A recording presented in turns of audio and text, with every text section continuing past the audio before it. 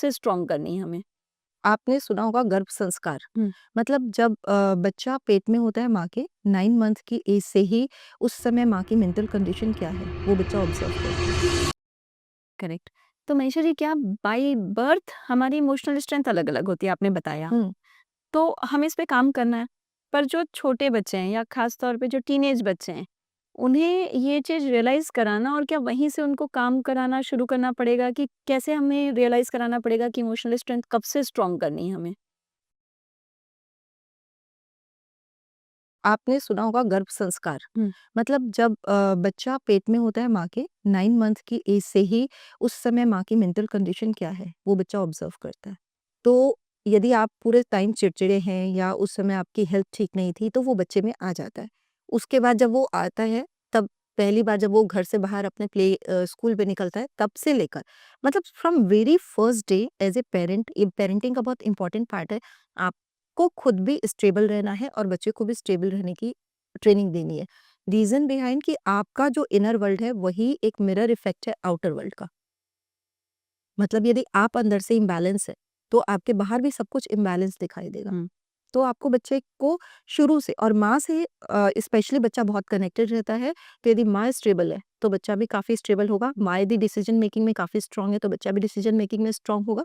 तो आपको ध्यान रखना है कि बच्चे को फ्रॉम वेरी चाइल्डहुड आप ट्रेनिंग दें कि वो एक अच्छी पर्सनैलिटी के रूप में आगे आ सके और वो अपनी इमोशनल स्ट्रेंथ पे मनीषा जी, कितनी बड़ी विडंबना है कि हम बच्चे की पढ़ाई के पीछे कितने कॉन्शियस रहते हैं और best of the best schools में उनको पढ़ाई कराते हैं।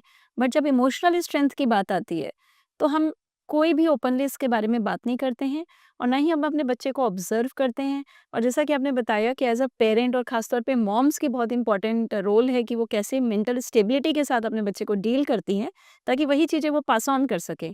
तो इन चीज़ों पे बिल्कुल भी चर्चा नहीं होती है। शिल्पी मैं बताना चाहूँगी 6 साल तक तो बच्चा अपने माँ-बाप को गॉड समझता है। वो केवल माँ-बाप जैसा बोलेंगे यहाँ उठो, यहाँ बैठो। लेकिन 6 साल के बाद जब वो बाहर की दुनिया से इंटरेक्शन में आता है, तब उसे पता चलता है कि दुनिया इतनी अच्छी नहीं है। तब माँ-बाप का प्रोटेक्शन भी कुछ काम नहीं आता। कुछ ऐसे लड़के हैं जो उसे बुली करेंगे, कुछ ऐसे लोग हैं जो उसके सेल्फ एस्टीम को हर्ट करेंगे। तो ऐसे समय में अपने आप को प्रोटेक्टेड और कॉन्फिडेंट कैसे रखना, ये ट्रेनिंग सबसे इम्पोर्टेंट है और बहुत बचपन से ये ट्रेनिंग दी जानी चाहिए। ओके। इसके लिए यदि माँ-बाप सक्षम हैं तो ठीक है, अदरवाइज़ काउंसलर्स हैं, मेंटर्स हैं, उनके थ्रू आप उनको ये ट्रेनिंग दिलाओ। हुँ। और आजकल तो मैं बोलती हूँ कि हर स्कूल में ये सिस्टम शुरू होना चाहिए कि इमोशनल स्ट्रेंथ पर वर्क किया जाए। यदि बच्चे इमोशनली स्ट्रॉन्ग होंगे, तो वो लाइफ में कहीं भी जाकर फ्लरिश करेंगे। एग्ज़ैक्टली। रीज़न कि दुनिया अच्छी है लेकिन बहुत बुरी भी है, हर तरह के लोग हैं, एग्ज़ैक्टली। तो लोग उन्हें बहुत फ्लरिश करने नहीं देते। एग्ज़ैक्टली। इनफैक्ट आईक्यू से भी ज़्यादा जिसका अगर कुछ रोल है आपके करियर के सक्सेस में, तो वो ईक्यू का है, इमोशनल स्ट्रेंथ का है। तो ये तो बहुत ही इम्पोर्टेंट पार्ट है। तो क going back to your high frequency Manisha ji, मैं कुछ और बातें आपसे जानना चाहूँगी। जैसे कि आजकल हर कोई कुछ ना कुछ छोटे ना छोटे एक्सपेक्टेशन लेकर ही रह रहा है हुँ, हुँ। और हम कितना भी कोच कर लें, हम कितना भी समझा लें, आज हमारा मन भी इच्छाओं से भरा हुआ है। हुँ, हुँ। हमारे लाइफ में कुछ ना कुछ एक्सपेक्टेशंस हैं, कुछ ना कुछ पाने की चाहत है और वो जब रियलिटी में जाते हैं और वो मीटअप नहीं होती है, तो दुःख पैदा होता है और बहुत सारे सफरिंग्स और पेन्स पैदा होते हैं। तो आखिर कैसे हम अगेन अपने मन को हैप्पीनेस ज़ोन पर हाई फ्रीक्वेंसी पे वाइब्रेट होने दें? ये कितना टफ है और कितना ईज़ी है? देखो मैंने आपको एक बताया था कि कुछ लिमिटिंग बिलीफ्स होते हैं। तो जब भी आप कुछ नहीं कर पाते हो ना, तो आप बोलते हो क्योंकि मैं इसलिए नहीं कर पाई। तो ये जो क्योंकि के बाद का जो स्टेटमेंट है ना, ये आपका लिमिटिंग बिलीफ होता है। लाइक मैं आप ही का एग्ज़ाम्पल लेती हूँ कि यदि कोई पेशेंट आपका हेल्थ गोल अचीव नहीं कर पाया, तो वो आपको एग्ज़ाम्पल देगा कि क्योंकि मेरी क्रेविंग्स बहुत हैं या क्योंकि मैं थायरॉइड पेशेंट हूँ, एक्सक्यूज़ेज़। ये सारे जो क्योंकि के बाद के है ना, ये सारे नेगेटिव बिलीफ्स होते हैं। और ये नेगेटिव बिलीफ्स ही हमें रोकते हैं हैप्पीनेस की तरफ। हमें अच्छी तरह पता है कि हमें एक्सपेक्टेशंस नहीं रखनी चाहिए, हुँ। उसके बावजूद हम अपने हस्बैंड से, अपने रिलेटिव से, अपने नियर एंड डियर से, अपने बच्चों से इतनी एक्सपेक्टेशंस रखते हैं और अपनी लाइफ में ज़बरदस्ती की प्रॉब्लम्स ड्रैग करते हैं। बेसिकली द कोर फंडा इज़ कि आपको पूरे टाइम सेल्फ लव के स्टेट में रहना है।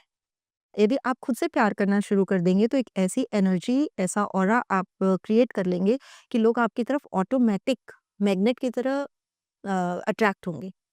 जबकि लोग चाहते हैं मुझे कोई प्यार नहीं करता, मुझे वो प्यार नहीं करता, मुझे फ्रेंड्स नहीं मिल रहे, जबकि आप खुद प्यार बन जाइए। जब प्यार आपके अंदर से, जब आपका हार्ट चक्रा बहुत ही मजबूत होगा, प्यार आपके अंदर से निकलेगा, लोग उसमें ऑटोमेटिक अट्रैक्ट होंगे। आप कैसे हेल्प करते हैं लोगों को इस स्टेट पे लाने के लिए और कितना समय लगता है? और क्या ये ज़रूरी होता है काउंसलिंग लेना? अ, मैं ये नहीं कहूँगी कि काउंसलिंग लेना ज़रूरी होता है, आप सेल्फ प्रैक्टिस से भी इन चीज़ों को मेंटेन कर सकते हो। बट यदि आपकी लाइफ में ज़्यादा ही कैओस हो गया है या आपको लग रहा है कि सिचुएशंस इम्बैलेंस है या आपके पास ये स्ट्रेंथ नहीं है कि आप सेल्फ प्रैक्टिस से कर पाओ, तब आपको ज़रूर कोच की हेल्प लेनी चाहिए क्योंकि बहुत ही हेल्पफुल होते हैं। यदि मैं अपना एक प्रोग्राम बताऊँ तो मेरा 3 मंथ्स का एक प्रोग्राम है जिसमें फर्स्ट मंथ में मैं आपको लव मैग्नेट बनाती हूँ, जिसमें आपके रिलेशनशिप बहुत अच्छे हो जाते हैं अपने आस-पास सारे लोगों से। और सेकंड मंथ में मैं आपको हेल्थ मैग्नेट बनाती हूँ ताकि आपकी बीमारियाँ ऑटोमेटिक डिसॉल्व होने लगे क्योंकि हम सभी जानते हैं कि हम सभी साइकोसोमैटिक बीमारियों से ही, मतलब साइकोलॉजी की वजह से ही हमारे शरीर में बीमारियाँ हैं। और थर्ड मंथ में मैं आपके मनी फ्रीक्वेंसी पे काम करती हूँ। तो आप नॉर्मल, जैसे हम कई चीज़ों में मनी को ब्लॉक करके रखते हैं कि पैसा पेड़ पर नहीं उगता, इतना ईज़ी नहीं है, पैसा कमाने के लिए बहुत मेहनत करनी पड़ती है। तो इस तरह के जो भी मनी ब्लॉकेजेस हैं, उनको हम रिमूव करते हैं और पैसा को फ्री फ्लो आपके लाइफ में आने देते हैं। बट जो हाउसवाइफ्स हैं, जिनको पैसे से कोई मतलब नहीं, उनकी लाइफ में तो पैसा उनके हस्बैंड से आ रहा है, तो क्या उनको भी ये मनी फ्रीक्वेंसी और ये मनी मैग्नेट आप बना के छोड़ते हैं? देखिए, मैं आपको एक चीज़ बताती हूँ, ऐसा ज़रूरी नहीं है कि जब आप बीमार पड़ते हो तभी आपको डायटीशियन के पास जाना चाहिए या जिम या योगा की क्लासेस में जाना चाहिए। यदि आपके पास ऑलरेडी कुछ हेल्थ है, उसको प्रोटेक्ट करने के लिए भी आप योगा क्लासेस करते हो, वॉकिंग करते हो और डाइट मेंटेन करते हो। सेम हियर, यदि इमोशनली आप फिट हो, कहीं पे भी आपका रिलेशनशिप में आपके करियर, मनी, हेल्थ में कहीं भी प्रॉब्लम नहीं है, पर उसको मेंटेन करना बहुत ज़रूरी है। क्योंकि यदि हम उसे मेंटेन नहीं करेंगे, इनफैक्ट यदि हम उसके ग्रैटिट्यूड के लिए नहीं रहेंगे, तो यूनिवर्स हमसे वो वापस ले लेगा। क्योंकि जब भी हम उस ग्रैटिट्यूड के मोड में रहते हैं, तो हमें और दिया जाता है, अदरवाइज़ यूनिवर्स हमसे वापस ले लेता है। तो इसलिए मैं हमेशा ये कहती हूँ कि ग्रैटिट्यूड डायरी बनाइए, सुबह उठ के सबसे पहला रिचुअल आप 10 ग्रैटिट्यूड लिखिए कि आपने किसको-किसको थैंक यू किया। आप अपने रिलेशंस में जितने लोग हैं उनको थैंक यू कीजिए, आप निर्जीव चीज़ों को भी थैंक यू कर सकते हैं, अपने पलंग, अपनी सोफ़ा, अपने और अपने जो मेड्स हैं, अपने कुक हैं, इनको थैंक यू कीजिए, आपकी कार, आपका लैपटॉप, सब चीज़ों को थैंक यू कीजिए और इसे अपनी लाइफ़ का एक पार्ट ही बना लीजिए। Okay, great.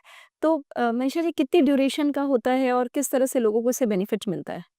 मोस्टली एक थंब रूल है कि 21 दिनों तक यदि आप किसी चीज़ की प्रैक्टिस करते हो, तो वो आपके सबकॉन्शियस माइंड में एक प्लेस बना लेती है। तो सेम यदि आप fake it until you make it, आप खुश नहीं हो बट खुश रहने का जब आप कोशिश करते हो, कुछ टूल्स और टेक्निक्स उसमें हेल्प भी करती है और 21 डेज़ तक जब आप खुश रहते हो, हाई फ्रीक्वेंसी पर वाइब्रेट करते हो, तो एक पॉजिटिव रिजल्ट दिखने लगता है और उसी को हम यदि 90 डेज़ तक पूरा कंटिन्यू कर देते हैं, तो आपकी फ्रीक्वेंसी ऑलरेडी हाई हो जाती है और बहुत कम चांसेस होते हैं कि आप उसके बाद डिप करेंगे। यदि वाओ! आप इंटेंशनली इस पाथ का सिलेक्शन करते हैं, तो बहुत जल्दी रिजल्ट मिलते हैं। Okay, great. एक अगेन मेरा बहुत ही दिल से जुड़ा हुआ सवाल है ये। बहुत सारे पेशेंट्स आते हैं मेरे पास। हुँ, हुँ। तो एक चीज़ जो मुझे दिखाई देती है कि उनकी लाइफ एकदम पर्पसलेस है। मीन्स उनके पास अबन बहुत सारा समय है बट वो जानते नहीं कि उस समय का क्या करना है। तो लिटरली वो खाना-पीना, सोना, खाना-पीना, सोना, ये 3 काम ही उनकी लाइफ में लग रहे हैं, जिसकी वजह से कोई एक्साइटमेंट भी नहीं रह गई है। क्योंकि पहले उनके बच्चे उनके पास थे, अब वो बच्चे घर से बाहर चले गए हैं। ऐसे में मैं अक्सर उनको कहती हूँ कि कुछ पर्पस ढूँढना बहुत इम्पोर्टेंट है। बट यूजुअली मैं उनको उस लिमिट तक जा नहीं पाती हूँ कि क्या पर्पस हो। तो क्या आपको लगता है लाइफ में पर्पस का होना इम्पोर्टेंट है? और अगर है, तो वो कैसे ढूँढे अपनी लाइफ का पर्पस?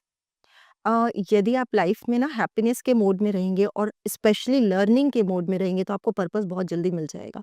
मोस्टली लोग क्या सोचते हैं इस उम्र में हम क्या सीखेंगे और इसी वजह से वो अपना पर्पस खो देते हैं क्योंकि यदि मैं एक इंडियन वुमन की लाइफ के बारे में कहूँ तो शादी के बाद बहुत लंबा टाइम तक वो अपनी फैमिली और बच्चों में इतना खो जाती है कि जब वो बच्चे खुद बड़े होकर बाहर चले जाते हैं तो उसके लाइफ में एक ब्लैंक ब्लैंक आ जाता ब्लैंकनेस आ जाता है और वो सोचती है कि अब मैं इस टाइम का क्या करूँ क्योंकि बहुत ज़्यादा टाइम है, बच्चे खुद की लाइफ में बिज़ी हैं और ऐसा। लेकिन यदि उनका लर्निंग एटीट्यूड है, उनको लगता है कि हमें कुछ सीखते रहना चाहिए और सबसे इम्पोर्टेंट आप ऐसे आपने एक ऐसा बचपन जिया है, जब कुछ चीज़ें ऐसी थी जिसको करके आप खुश होते थे। आप ड्राइंग करके खुश होते थे या आप डांस करके खुश होते थे या आप सिंगिंग करके खुश होते थे। कोई ऐसा आर्ट या कोई ऐसी हॉबी आप अपनी लाइफ में ज़रूर जोड़ लीजिए, जिससे आपको खुशी मिलती है। जैसे कि मैंने बताया कि हम सब सोल की जर्नी में हैं और ये सारा हमारा ड्रामा है जो हम प्ले कर रहे हैं। तो इस ड्रामा को बहुत खूबसूरती से सजाइए, इसे क्यों बोरिंग बनाना है? यदि हम घर से बाहर निकलेंगे और कहीं चलते जाएँगे और कहीं पहुँच जाएँगे, मज़ा नहीं आएगा। यदि हम डेस्टिनेशन प्लान कर लेंगे, तो उस रास्ते का एक्साइटमेंट ही और होगा। एग्ज़ैक्ट सेम हियर कि आपको अपनी लाइफ में एक अपना गोल, एक पर्पस बनाना चाहिए। मैं नहीं बोलती कि पर्पस यानी कि अगेन फिर वही मॉनेटरी गेन, क्योंकि यदि आपको अपने हस्बैंड से भरपूर पैसा मिल रहा है या आपके पास फाइनेंशियल अबंडेंस है, हुँ, तो आप अपनी लाइफ में कुछ और पर्पस बनाइए। आप करेक्ट, लोगों की हेल्प का पर्पस बनाइए, आप अपनी लर्निंग का पर्पस बनाइए। इतनी चीज़ें हैं सीखने के लिए लाइफ में, तो कुछ ना कुछ अपनी लाइफ का एक पर्पस ज़रूर डिसाइड कीजिए ताकि आप सुबह सोकर उठें, तो आप अपनी लाइफ को डिज़ाइन कर सकें कि मुझे आज क्या करना है। करेक्ट। तो design your own life is everybody's right. Yes, yeah so Manisha ji, उस दिन मैं आपसे बात करते-करते मुझे पता चला कि आप लोगों के पेन रिलीव कर रही हैं। यस। कुछ टेक्निक है जिसके थ्रू आप इंस्टेंटली पेन रिलीव कर देती हैं and this is just like a magic, जिसकी ये कैसे हो रहा है? ये है ईएफटी टेक्निक, इसे इमोशनल फ्रीडम टेक्निक कहते हैं या इमोशनल टैपिंग टेक्निक भी कहा जाता है। काफ़ी पुरानी टेक्निक है और इसे अच्छी तरह से प्रैक्टिस करके मैंने इसमें काफ़ी महारत हासिल की है। और कुछ ऐसे पेन होते हैं लाइफ में जो मेडिसिन्स दूर नहीं कर सकती है, क्योंकि जो एलोपैथिक मेडिसिन है वो मोस्टली सिम्पटम्स पे वर्क करती है। जैसे यदि कुछ इंटरनल आप बहुत ज़्यादा परेशान हैं और उसकी वजह से आपको फीवर आ रहा है, तो आप पैरासिटामोल लेंगे, फीवर चला जाएगा। बट अंदर से आपका जो इंटरनल प्रॉब्लम है वो क्योर नहीं होता है।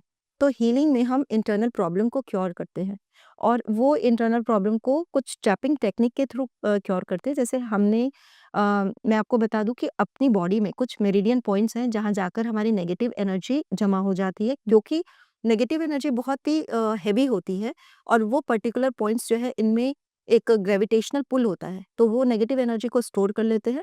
और वहाँ पे यदि आप कुछ टैप करते हैं, जैसे कि जस्ट लाइक अ प्लम्बर, यदि प्लम्बर पानी के पाइप में कहीं कुछ अटक जाता है, तो वो टैपिंग से वो कचरा बाहर निकल जाता है। सेम उस मेरिडियन पॉइंट्स पे जब आप टैपिंग करते हो, तो आपके नेगेटिव ब्लॉक्स जो है वो रिमूव होने लगते हैं।